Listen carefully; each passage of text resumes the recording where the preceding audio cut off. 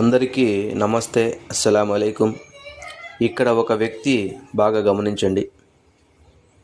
టోపీ పెట్టుకున్నాడు, కోట్ వేసుకున్నాడు, మాస్క్ వేసుకున్నాడు. ఒక వ్యక్తి అటు వెళ్తూ ఉన్న వ్యక్తిని పిలిచాడు.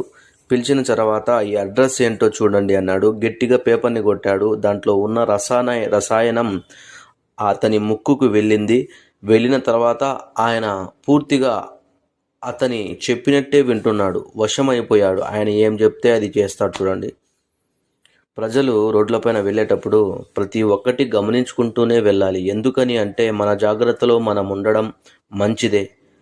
మన బిడ్డలకు, మన తల్లులకు, మన అక్కలకు అందరికీ మనం తోడుగా ఉండాలి. కాబట్టి ఇక్కడ కూడా చూడండి, ఇంకో విషయం. ఒక వ్యక్తి స్టైల్గా మాస్క్ వేసుకొని వచ్చాడు. పేపర్ ఇచ్చాడు. అడ్రస్ ఏంటో చెప్పు అన్నాడు. అతను చూశాడు. అతను కూడా సేమ్ అలాగే చేశాడు. చూడండి, టప్ అని కొట్టాడు.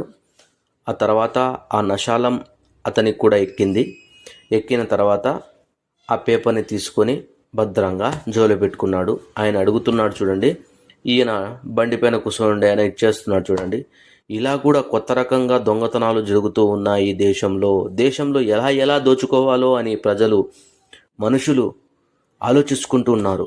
మనం కూడా జాగ్రత్తగా ఉండడం మనకు మంచిది, మన బిడ్డలకు మంచిది, మన ఫ్యామిలీలకు కూడా మంచిది. స్నేహితులారా, అందరికీ షేర్ చేయండి. తప్పకుండా జాగ్రత్తగా ఉండండి, జాగ్రత్తగా వెళ్ళండి ప్రతి ఒక్కరికి.